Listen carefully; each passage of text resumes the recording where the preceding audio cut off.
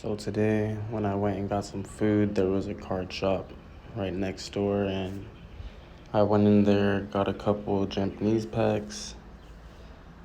I was hoping for some good stuff, but I didn't get anything good. And this pack I just could not open for some weird reason.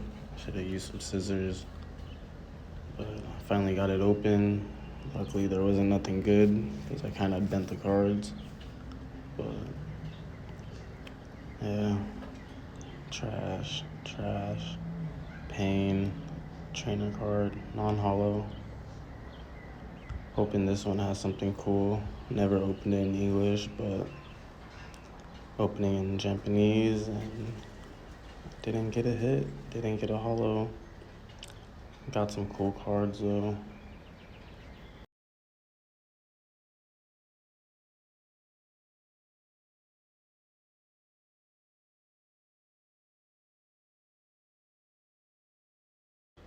I guess the last one's kind of cool because it's from the new set, I think.